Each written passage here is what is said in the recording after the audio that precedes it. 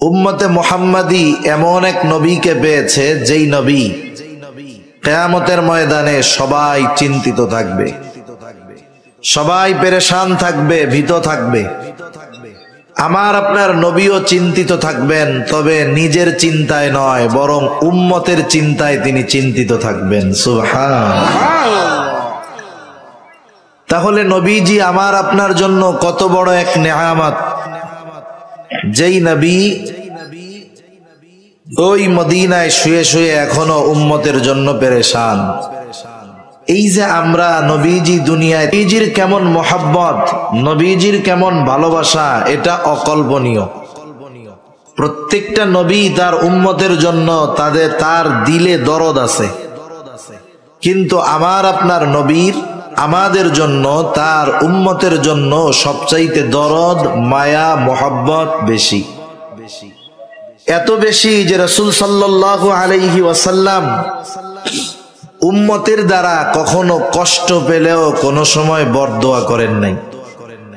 আমি অন্যান্য নবীদের ছোট করার জন্য বলতেছি না, কোনো সুযোগ নাই কোনো নবীকে ছোট করার। দেখেন নূহ আলাইহিস সালাতু ওয়াস সালাম একটা সময় যখন উম্মতকে দাওয়াত দিতে দিতে দিতে দিতে উম্মত যখন কথা শুনে না, এক সময় দোয়া করছে, ক্বালা নূহুর রব্বি লা তাযার আলাল আরদি মিনাল কাফিরিনা দাইয়ারা। নূহ আলাইহিস সালাম দোয়া করছে, আমার রব, এই জমিনে জানি একটা কাফের অবশিষ্ট থাকে না, সব শেষ করে দেন। অথচ রাসূল সাল্লাল্লাহু আলাইহি ওয়াসাল্লাম যখন তায়েফে গেছে, তায়েফে যাওয়ার পর রাসূল সাল্লাল্লাহু আলাইহি ওয়াসাল্লামের উপরে তায়েফবাসী এমন ভাবে পাথর নিক্ষেপ করছে, শুধু তাই না, একদল মানুষকে নবীজির পিছনে লেলায় দিছে যে এই লোকটারে তোমরা পাথর মারতে থাকো। পাথর মারতে মারতে নবীজি সাল্লাল্লাহু আলাইহি ওয়াসাল্লামের দেহ থেকে রক্ত ঝরতে ঝরতে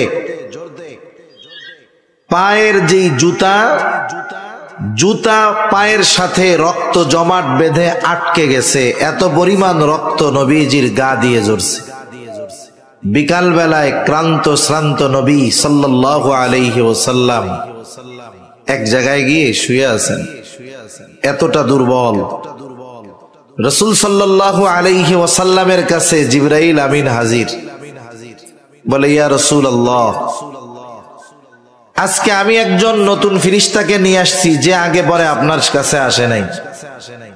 তায়েফবাসী আপনার সাথে কেমন আচরণ করছে এটা আপনার রব দেখছে, ওই ফেরেশতাকে আসার জন্য নির্দেশ দিয়েছে। আপনি যদি নির্দেশ দেন, তায়েফের দুই পাশের পাহাড় এমন ভাবে মিশিয়ে দেওয়া হবে যে এখানে যে একটা মানুষের বসবাস ছিল কিচ্ছু থাকবেন না, নিশ্চিহ্ন করে দেওয়া হবে, আপনি যদি শুধু আদেশ দেন। সুবহানাল্লাহ। চিন্তা করেন, নবীজি সাল্লাল্লাহু আলাইহি ওয়াসাল্লাম উঠা বসে গেছে, আল্লাহ তাআলার কাছে বলতেছে, আল্লাহ, এরা হয়তো বুঝে না, এদের মধ্য থেকে এমন মানুষের হয়তো আগমন ঘটবে যে যারা আল্লাহর সাথে শিরিক করবে না, এক আল্লাহর ইবাদত করবে। সুবহানাল্লাহ। এত জুলুম অত্যাচারের পরেও একটু রাগান্বিত হন নাই উম্মতের উপর। শুধু তাই না, একদিন রাসূল আকরাম সাল্লাল্লাহু আলাইহি ওয়াসাল্লাম মসজিদে নববীর মধ্যে বসা, মসজিদে নববীর মধ্যে বসা হযরত রাসূল আকরাম সাল্লাল্লাহু আলাইহি ওয়াসাল্লাম হযরত ইব্রাহিম আলাইহিস সালাম তার উম্মতদের জন্য একটা দোয়া করছেন। এই দোয়াটা নবীজি পড়তেছেন আর কান্না করতেছেন। হযরত ঈসা আলাইহিস সালাম তার উম্মতদের জন্য একটা দোয়া করতেছেন। এই দোয়াটা নবীজি বলতেছেন আর কান্না করতেছেন। এই দোয়া বলবার পর নবীজি বলতেছে, উম্মতি উম্মতি, আমার উম্মতের কি হবে? আল্লাহ তাআলা জিবরাইল আলাইহিস সালাতু ওয়াস সালামকে পাঠিয়ে দিয়েছেন। জিবরাইল আলাইহিস সালাতু ওয়াস সালাম আসছেন, আসার পরে জিজ্ঞাসা করতেছে যে আপনি কেন কান্না করেন? আপনার কান্নার কারণ যদিও আল্লাহ তাআলা জানে, তবে আমাকে আল্লাহ তাআলা পাঠিয়েছেন আপনার মুখ থেকে জানার জন্য। আল্লাহ রাসূল সাল্লাল্লাহু আলাইহি ওয়াসাল্লাম তখন জানাইলেন যে উম্মতের চিন্তায় ইনি কান্না করতেছে। হযরত ঈসা আলাইহিস সালাম দোয়া করতেছেন, তুআযিবুহুম ফাইন্নাহুম ইবাদুক, হে আল্লাহ আপনি যদি চান তাদেরকে আযাব দিতে পারেন, তবে তো তারা আপনারই বান্দা। এভাবে দোয়া করতেছিলেন নবীজি। এই দোয়ার আয়াতগুলো পড়তেছে আর কান্না করতেছে। এবার জিবরাইল আলাইহিস সালাম আবার ফিরে গেছে নবীজির কাছ থেকে আল্লাহ তাআলার কাছে। আল্লাহ তাআলা সব জানেন, এরপরেও শুনতে চান যে এই কারণে নবীজি কান্না করতেছে। আল্লাহ তাআলা জানায় দিলেন যে যাও তুমি আমার হাবিবকে জানায় দাও যে আমি তার উম্মতের ব্যাপারে তাকে সর্বোচ্চ খুশি করব। সুবহানাল্লাহ। তা যে কথা বলতে চাচ্ছিলাম যে রাসূল সাল্লাল্লাহু আলাইহি ওয়াসাল্লামের ফিকিরে চিন্তায় সব সময় ছিল উম্মতের মহব্বত, উম্মতের দরদ, উম্মতের ভালোবাসা। একটু বলেন তো, যার আমাদের প্রতি এমন ভালোবাসা, সেই নবীর প্রতি আমাদের ভালোবাসা সর্বোচ্চ হওয়ার দরকার আছে না নাই? সর্বোচ্চ দরকার। কারণ কিছু ভালোবাসা আছে এটা সম্পর্কের কারণে, ওই ধরনের ভালোবাসা অনেক সময় থাকে না। অনেক সময় ওই ভালোবাসা, সম্পর্কের ভালোবাসা শত্রুতায় পরিণত করতে হয় ঈমানের কারণে, দ্বীনের কারণে। কিন্তু নবীজির প্রতি আমাদের ভালোবাসা এমন ঈমান সম্পৃক্ত এক ভালোবাসা। নবীজি সাল্লাল্লাহু আলাইহি ওয়াসাল্লাম বলেন, লা ইউমিনু আহাদুকুম হাত্তা আকুনা আহাব্বা ইলাইহি মিন ওয়ালিদিহি ওয়া ওয়ালাদিহি ওয়ান নাসি আজমাইন। সম্পর্কের ভালোবাসা এক জিনিস আর ঈমানের ভালোবাসা এক জিনিস। আল্লাহ রাসূল সাল্লাল্লাহু আলাইহি ওয়াসাল্লাম বলেন, তোমরা ততক্ষণ পর্যন্ত মুমিন হতে পারবা না। কতক্ষণ পর্যন্ত? হাত্তা আকুনা আহাব্বা ইলাইহি মিন ওয়ালিদিহি ওয়া ওয়ালাদিহি ওয়ান নাসি আজমাইন। পিতামাতা, সন্তান সন্ততি সহ যা আছে সবার চাইতে যতক্ষণ না বেশি ভালো আমি আপনি নবীজিকে বাসতে পারতেছি, ততক্ষণ আমি আপনি পরিপূর্ণ মুমিন হতে পারবো। বলেন, যাকে ভালোবাসার সম্পর্ক সম্পর্কের কারণে নয়, ঈমানের সাথে সম্পৃক্ত, সেই নবীর প্রতি যদি কোনো অবস্থাতে আঘাত আসে, ঈমানের দাবি হলো সেগুলোর প্রতিবাদ করা। ঠিক কিনা বলে? সেজন্য নবীজির সাথে সম্পর্ক আমাদের ঈমানি সম্পর্ক। আমি এই বিষয়ে কিছু কথা, নবীজির শানে কিছু কথা বলার নিয়তেই আয়াত এবং হাদিসগুলো পাঠ করেছি। আল্লাহ সুবহানাহু ওয়া তাআলা আমাকে যেন কিছু কথা বলার সুযোগ দেন যেগুলো আমাদের উপকার হয়। জোরে বলি আমিন। তা আমি যেই টপিক বা যেই বিষয় নিয়ে আলোচনা করব, বিষয়টা হলো রাসূল আকরাম সাল্লাল্লাহু আলাইহি ওয়াসাল্লাম হলেন গোটা বিশ্ববাসীর জন্য আদর্শ। গোটা বিশ্ববাসীর জন্য আদর্শ। কোন কোয়ালিফিকেশনের কারণে, কোন যোগ্যতার কারণে? আন্তর্জাতিক একজন ইসলামী ব্যক্তিত্ব আছেন, ওনার নাম হলো Mufti Khalid Saifullah Rahmani. All India Muslim personal law এটার প্রতিষ্ঠাতা। উনি ছোট্ট একটা সিরাতের কিতাব লিখছেন, যার বাংলা অনুবাদ মানবতার নবী মুহাম্মদুর রাসূলুল্লাহ সাল্লাল্লাহু আলাইহি ওয়াসাল্লাম।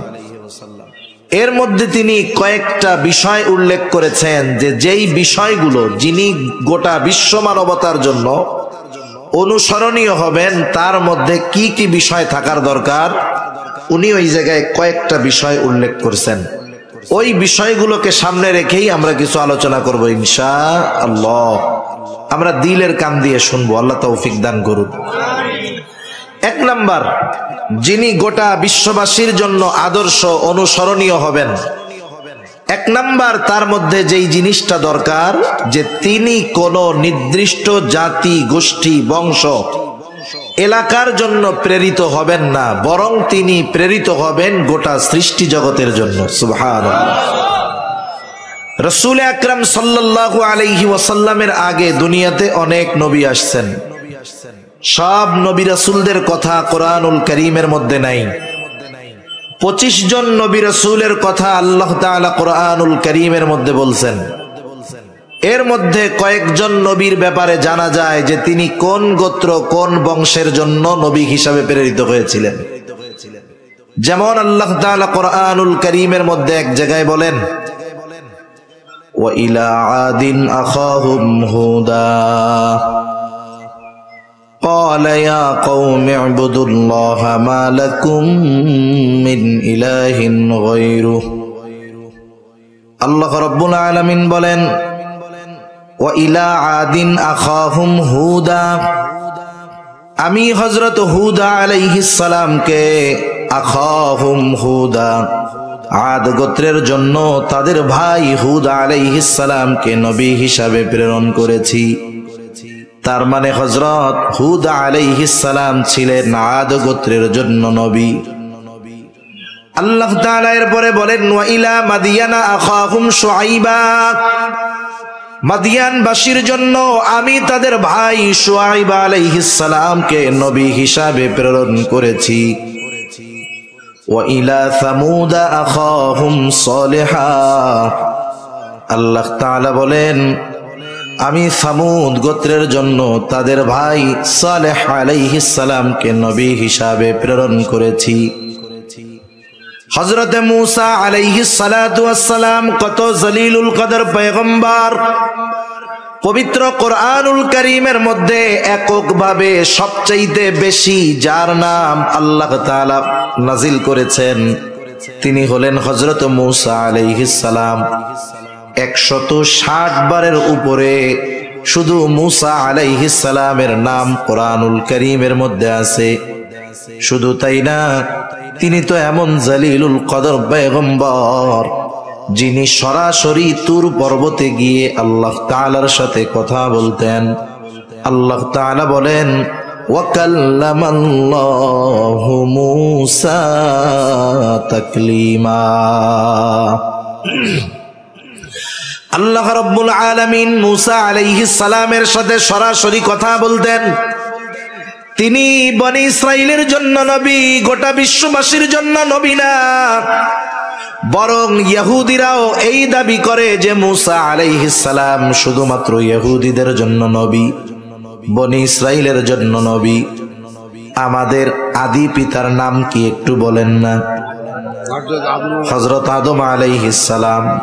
এটা কিন্তু আকীদাগত বিষয়, কারণ নাইলে একদল মানুষ চিন্তা করবে আমাদের আসল পিতার নাম ভুলায়া বানর রে বাপ বানায় দিতে চাইবে, ঠিক না? হযরত আদম আলাইহিস সালাম মানব জাতির পিতা, কোনো সন্দেহ নাই, কিন্তু সব মানব জাতির জন্য আল্লাহ তাআলা ওনাকে নবী বানান নাই। হযরত ইব্রাহিম আলাইহিস সালাম কেমন জলিলুল কদর পয়গম্বর, আল্লাহ তাআলা ওনার উপাধি দিয়েছেন খলিলুল্লাহ, আল্লাহর বন্ধু। তিনি মুসলিম মিল্লাতের পিতা, তবে সব মুসলিমের জন্য নবী না। আল্লাহ তাআলাই বলেন, মিল্লাতা আবিকুম ইব্রাহিমা হুয়া সাম্মাকুমুল মুসলিমিন। আল্লাহ তাআলা বলেন, মিল্লাতা আবিকুম ইব্রাহিম, মুসলিম মিল্লাতের পিতা হলো ইব্রাহিম আলাইহিস সালাম, আর তিনি তোমাদের নামকরণ করেছে মুসলমান। তাহলে আদম আলাইহিস সালাম মানব জাতির পিতা, কিন্তু সব মানব জাতির জন্য তিনি নবী না। ইব্রাহিম আলাইহিস সালাম মুসলিম মিল্লাতের পিতা, তবে সব মুসলমানের নবী না। কিন্তু আমার আপনার নবীর ব্যাপারে আল্লাহ তাআলা কি বলেন? আল্লাহ তাআলা কোরআনুল কারীমের মধ্যে বলেন, নবী আপনি বলেন, কুল ইয়া আইয়ুহান নাসু ইন্নী রাসূলুল্লাহি ইলাইকুম জামিআ। আল্লাহ তাআলা বলেন, নবী আপনি বলেন, ইন্নী রাসূলুল্লাহি ইলাইকুম জামিআ, আমি তোমাদের নিকটে সকলের জন্য রাসূল হিসাবে প্রেরিত হয়েছি, সকলের জন্য তথা সকল সৃষ্টির জন্য।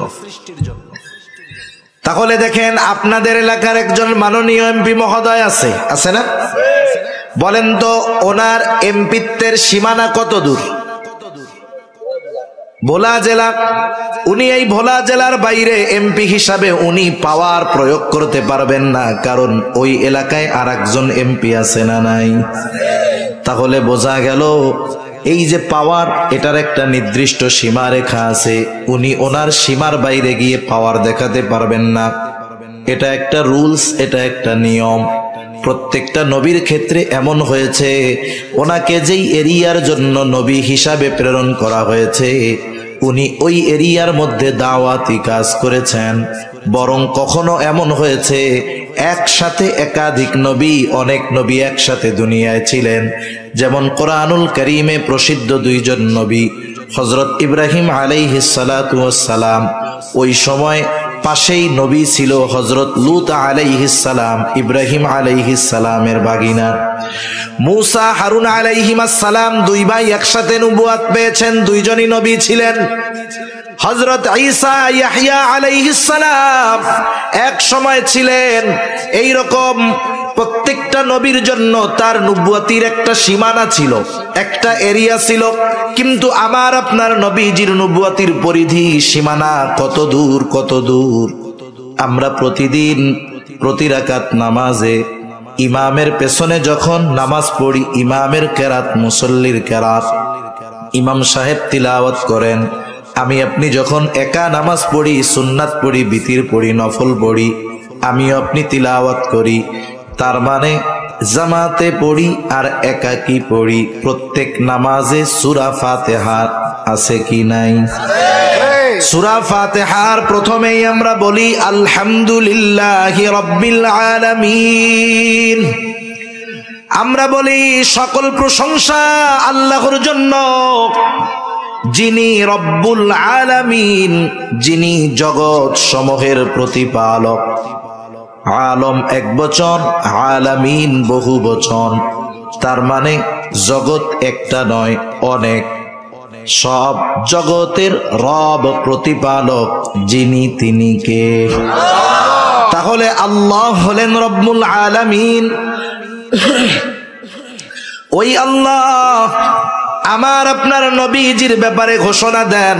আল্লাহ তাআলা বলেন ওয়ামা আরসালনাকা ইল্লা রাহমাতাল লিল আলামিন। আল্লাহ তাআলা বলেন আমি আপনাকে শুধুমাত্র জগৎ সমূহের রহমত হিসাবে প্রেরণ করেছি। তার মানে আল্লাহ হলেন রব্বুল আলামিন, আর আমার আপনার নবীজি হলেন রহমাতুল লিল আলামিন। আল্লাহ হলেন জগৎ সমূহের রব, আমার আপনার নবী হলেন জগৎ সমূহের জন্য রহমত। সুবহানাল্লাহ। কবি কত সুন্দর কথা বলে, রবুবিয়ত খুদা কি হ্যায় জাহাঁ তক, নবুয়তি মুস্তাফা কি হ্যায় ওহা তক। তার মানে আমার আপনার নবীজির নবুয়তির পরিব্যাপ্তি কত দূর। আল্লাহ তাআলা বলেন হাবিব আমার রবুবিয়ত যত দূর, আমি আপনার নবুয়তির পরিধিও বানায়া দিলাম তত দূর। তাহলে এক নাম্বার যেই জিনিসটা লাগবে, যে তিনি নির্দিষ্ট কোন জাতি, গোষ্ঠী, বংশের জন্য প্রেরিত হতে পারবেন না, তিনি সকল সৃষ্টির জন্য প্রেরিত হবেন। বলেন তো এই এক নম্বর শর্ত গোটা দুনিয়ার মধ্যে একজনের মধ্যেই পাওয়া যায়, তিনি হলেন আমার আপনার নবী মুহাম্মাদুর রাসূলুল্লাহ সাল্লাল্লাহু আলাইহি ওয়াসাল্লাম। দুই নাম্বার যেই জিনিসটা লাগবে, তার জীবন হবে বহুমুখী জীবন। এমনটা নয় যে তিনি গোটা জীবন আনন্দে ছিলেন, কষ্ট করেন নাই। আবার এমনটা নয় যিনি শুধু দাওয়াতি কাজ করছেন, রাষ্ট্র পরিচালনা করেন নাই। এক কথায় জীবনের প্রত্যেকটা দিকে তার পদাচারণা থাকবে। তার জীবনের দিকে যদি তাকানো হয়, গোটা জীবনের সব ধরনের সমাধান পাওয়া যাবে। বিচারক যদি চিন্তা করে আমি আদর্শ বিচারক হব, বলেন তো নবীজির জীবন আদর্শ সিরাতে যদি নজর দেয়, বলেন তো ন্যায় বিচারক হওয়ার বিষয় নবীজির জীবনীতে আছে না নাই? কেউ যদি চিন্তা করে আমি আদর্শ রাষ্ট্র পরিচালক হব, রাষ্ট্রনায়ক হব, যদি নবীজির জীবনীর দিকে নজর দেয়, বলেন তো আদর্শ রাষ্ট্রনায়ক হওয়ার জন্য যা দরকার পাওয়া যাবে কিনা? কেউ যদি চিন্তা করে আমি আদর্শ যোদ্ধা হব, সেনানায়ক হব, বলেন তো নবীজির জীবনীতে পাওয়া যাবে কি যাবে না? নবীজি কেমন যোদ্ধা ছিলেন ছোট্ট একটা হাদিস আপনাদের শোনাই। হযরত আনাস রাদিয়াল্লাহু তাআলা আনহু বলেন, যুদ্ধের ময়দানে নবীজি যেই যুদ্ধে সরাসরি অংশগ্রহণ করতেন, নবীজি শত্রুর এত কাছে যাইতেন যে সেই জায়গাতে যাওয়া আমরা কল্পনাও করতাম না। যুদ্ধের ময়দানে নবীজি সবার আগে থাকতেন। শুধু তাই না, হযরত ইবনে আব্বাস রাদিয়াল্লাহু তাআলা আনহু নবীজির সমর কৌশলের কথা বর্ণনা করতে গিয়ে বলেন, নবীজির সমর কৌশল এমন ছিল যা গোটা দুনিয়ার মধ্যে তৎকালীন সমরবিদ আমার আপনার নবীজির মতো কেউ ছিল না। মানে নবীজির যুদ্ধ কৌশল এমন কৌশল ছিল যুদ্ধের ময়দানে, এটা ওই জামানায় কারো এরকম বুদ্ধি ছিল না যে যুদ্ধের ময়দানে কেমন করে শত্রুর বিরুদ্ধে লড়াই করা যায়। আবার দেখেন, কেউ যদি আদর্শ পিতা হতে চায়, আদর্শ বাবা হতে চায়, বলেন তো নবীজির জীবনীর দিকে যদি নজর দেওয়া হয় যে বাবা হিসাবে নবীজি কেমন ছিলেন, আদর্শ পিতা হওয়া যাবে কি যাবে না? কেউ যদি আদর্শ শ্বশুর হতে চায়, নবীজির জীবনীর দিকে তাকাইলে আদর্শ শ্বশুর হওয়া যায়। কেউ যদি আদর্শ স্বামী হতে চায়, নবীজির জীবনীর দিকে তাকাইলে আদর্শ স্বামী হওয়া যায়। তার মানে নবীজির জীবন একমুখী নয়, বহুমুখী, এবং প্রত্যেকটা জায়গায় নবীজি সর্বোচ্চ সফলতার উদাহরণ রেখে গিয়েছে। তার জীবনে যেমন সুখ স্বাচ্ছন্দ্য আছে, তার জীবনে তেমন কষ্ট ক্লেশও আছে, ঠিক কিনা বলেন? রাসূল আকরাম সাল্লাল্লাহু আলাইহি ওয়াসাল্লামের জীবনীর মধ্যেই এটা পাওয়া যায়। 3 নাম্বার শর্ত, তার দ্বারা এমন কিছু বিষয় পূর্ণতা লাভ করবে যা তার পূর্বে লাভ করে নাই। কথা কি বুঝতেছেন আপনারা? তার মানে তার দ্বারা এমন কিছু বিষয় পূর্ণতা পাবে যা তার পূর্বে পূর্ণতা লাভ করে নাই। এখন আসেন, আমার আপনার নবীর দ্বারা এমন কোন বিষয়গুলো পরিপূর্ণতা লাভ করছে যা আমার আপনার নবীর আগে পরিপূর্ণতা পায় নাই? একটু খেয়াল দিয়ে শুনি। 1 নাম্বার, আমার আপনার নবীর দ্বারা আল্লাহ তাআলা শরীয়তকে পূর্ণতা প্রদান করেছে। শরীয়তের পূর্ণতা আমার আপনার নবীর মাধ্যমে আসছে। আল্লাহ রাব্বুল আলামিন জানায় দেন, আল্লাহ তাআলা বলেন, আল-ইয়াওমা আকমালতু লাকুম দীনাকুম ওয়া আতমামতু আলাইকুম নি'মাতি ওয়া রাদিতু লাকুমুল ইসলাম দীনা। আল্লাহ তাআলা বলেন, আল-ইয়াওমা আকমালতু লাকুম দীনাকুম ওয়া আতমামতু আলাইকুম নি'মাতি, আজকে আমি তোমাদের জন্য, ওয়া আতমামতু আলাইকুম, আমি তোমাদের জন্য দিনকে পরিপূর্ণ করলাম। আল-ইয়াওমা আকমালতু লাকুম দীনাকুম, আমি তোমাদের জন্য তোমাদের দিন তথা জীবন ব্যবস্থাকে পরিপূর্ণ করলাম। এই আয়াতের ব্যাপারে একটা ঘটনা আছে। একদিন এক ইহুদি খলিফাতুল মুসলিমিন হযরত ওমর রাদিয়াল্লাহু তাআলা আনহুর কাছে আসছে। আসার পরে বলে, ও খলিফাতুল মুসলিমিন, আপনাদের কোরআনের মধ্যে এমন একটা আয়াত আছে যেটা আল্লাহ তাআলা আপনাদের নবীর উপরে নাজিল করেছে। ওই আয়াতটা যদি মূসা নবীর উপরে নাজিল হইত, যেই দিন নাজিল হতো ওই দিনটাকে আমরা ঈদের দিন বানায় নিতাম। এইবার হযরত ওমর রাদিয়াল্লাহু তাআলা আনহু প্রশ্ন করলেন, কোন সেই আয়াত যেটা মূসা নবীর উপরে নাজিল হলে ঈদের দিন বানায় নিতা? তিনি এবার বললেন, ওই আয়াতটা আল-ইয়াওমা আকমালতু লাকুম দীনাকুম, এই আয়াতটা। তাহলে আল্লাহ তাআলা এই আয়াতের মধ্যে জানায়া দিলেন, আল ইয়াউমা আকমালতু লাকুম দীনাকুম, আমি তোমাদের জন্য তোমাদের দিন তথা জীবন ব্যবস্থাকে পরিপূর্ণ করলাম। শুধু তাই না, আল্লাহ তাআলা বলেন ওয়ারাদিতু লাকুমুল ইসলাম দীনা, এবং ইসলামকে আমি তোমাদের জন্য দিন হিসাবে সুপ্রতিষ্ঠিত করলাম। এটা আল্লাহ তাআলার মনোনীত পূর্ণাঙ্গ এক জীবন ব্যবস্থা, যেটার নাম হলো ইসলাম। আর এই ইসলাম, এই দিন এমন এক জীবন ব্যবস্থা, দুনিয়ার প্রত্যেকটা ক্ষেত্রে আমাকে আপনাকে যেই জীবন ব্যবস্থা সমাধান দিতে পারে সেটার নাম ইসলাম। আর এর পূর্ণাঙ্গতা আল্লাহ তাআলা আমার আপনার নবীজির মাধ্যমে দিয়েছে।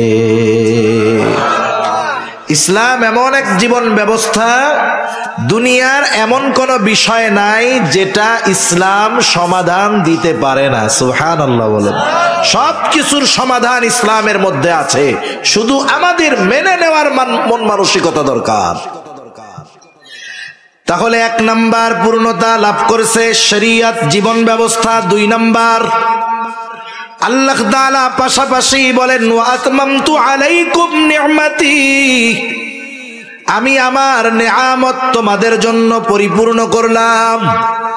তার মানে নবীজির মাধ্যমে 1 নম্বরে পূর্ণতা লাভ করেছে শরীয়ত, 2 নম্বর নেয়ামত, 3 নম্বর আমার আপনার নবীজির মাধ্যমে পূর্ণাঙ্গতা লাভ করেছে নবুয়ত।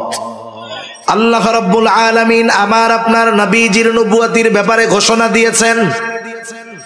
আমার আপনার নবীজির মাধ্যমে আল্লাহ রাব্বুল আলামিন নবী আসার ধারাবাহিকতাকে খতম করে দিয়েছেন, শিলমোহর মাইরা দিয়েছেন। যদিও শেষ জামানায় ঈসা আলাইহিস সালাতু ওয়াস সালাম দুনিয়ায় আসবেন, তবে নতুন কোন শরীয়ত নিয়ে নয়, বরং শরীয়তে মুহাম্মাদীকে পরিপূর্ণ প্রতিষ্ঠিত করার জন্য আল্লাহ তাআলা ওনাকে আবার দুনিয়ায় পাঠাবে। এই বিষয়ের দ্বারা যে খতমে নবুয়ত অকার্যকর হয়ে যায় বিষয়টা এমন না। আমাদের দেশে কয়েকটা ফিতনা আছে, ঈমান বিধ্বংসী ফিতনা। এর মধ্যে একটা ফিতনা কাদিয়ানি ফিতনা, এর মধ্যে আরেকটা ফিতনা খ্রিস্টান মিশনারির ফিতনা। এই 2টা ফিতনা, এই 2টা জিনিস গোটা বাংলাদেশে মুসলমানদের ঈমান হরণ করার প্রধান এজেন্ডা বাস্তবায়ন করার অপচেষ্টা করতেছে। শুরু হয় কোথায়? যেখানকার মানুষ অভাব পীড়িত মানুষ, যেখানে উলামায়ে কেরামের পদচারণা কম। অনেক সময় মানুষ চিন্তা করে, ভাই নুন আনতে পান্তা পুরায়, পড়ালেখার টাইম কোথায়? এরকম কিছু এলাকা আছে না, যে অভাব দারিদ্রতা এমন যে যেখানে জীবন বাঁচিয়ে রাখা দায় সেখানে লেখাপড়ার সুযোগ কোথায়? রুটি রুজি জোগাড় করতে গিয়েই তো জীবনটা শেষ। সেজন্য প্রথম টার্গেট একেবারে উত্তরবঙ্গের শেষ এলাকাগুলো, যেখানের মানুষ গরমেও কষ্ট, শীতেও কষ্ট। প্রতি বছর বন্যায় তাদের ঘর বাড়ি প্রতি বছর 2-1 বার দোয়া মোছা হয় আর কি। আরেকটা হলো পার্বত্য অঞ্চলে, যেসব জায়গায় এদের ওই মিশনারি গুলো চলে, ওদের মূল মিশন হলো মানুষদের ঈমান ধ্বংস করে দেওয়া। তাহলে 1 নাম্বার কাদিয়ানি, 2 নাম্বার খ্রিস্টান মিশনারি। এই খ্রিস্টান মিশনারি যারা ওরা সরলমনা মুসলমানদের ঈমান ধ্বংসের প্রথম কার্যক্রম শুরু করে সেবার মাধ্যমে। কিসের মাধ্যমে? সেবার মাধ্যমে। কারণ উত্তরাঞ্চলের এমন এমন জায়গা এখনো আছে কল্পনাতীত বিষয়, সেসব জায়গায় মানুষ সহজে যাইতে পারে না, যাইতে চায় না। একেবারে দুর্গম এলাকায় চরের মধ্যে দিয়া, বালুর মধ্যে দিয়ে হেঁটে হেঁটে 15-20-25 কিলো দূরে গিয়ে একটা জনপদ, জনবসতি। না যায় গাড়ি, না যায় নৌকা। এখন 20-25 কিলোমিটার 30 কিলোমিটার ওই বালুর মধ্যে পায়ে হাইটা যদি আমাদের যাইতে বলেন, যাওয়ার আগে বালুর মধ্যে শেষ হয়ে যেতে হবে। ওরা গিয়ে ওই সব অঞ্চলে, ওর টাকা পয়সার অভাব নেই। আমাদের মুসলমান সম্প্রদায় যারা গোটা দুনিয়ায় মুসলমান যারা আছে, আমাদের সম্পদ হইলে আমরা বিলাসিতা করার চেষ্টা করি। দেখেন না, শুনেন না মাঝে মধ্যে যে আরব দেশের অমক প্রিন্স অমুক দেশে সফরে গেছে, যাওয়ার সময় সে সিঁড়ি নিয়ে গেছে স্বর্ণের সিঁড়ি, আবার বাথরুম করবে কমোড বানায় নিয়ে গেছে স্বর্ণের কমোড। এরা সম্পদ পাইলে বিলাসিতা করে, আর ওই খ্রিস্টানেরা সম্পদ পাইলে তাদের ওই ধর্মকে গোটা বিশ্বের মানুষের কাছে পৌঁছে দেওয়ার জন্য তাদের জীবনের অর্জিত সম্পদগুলোর বড় একটা অংশ খ্রিস্টান মিশনারিতে দান করে দেয়।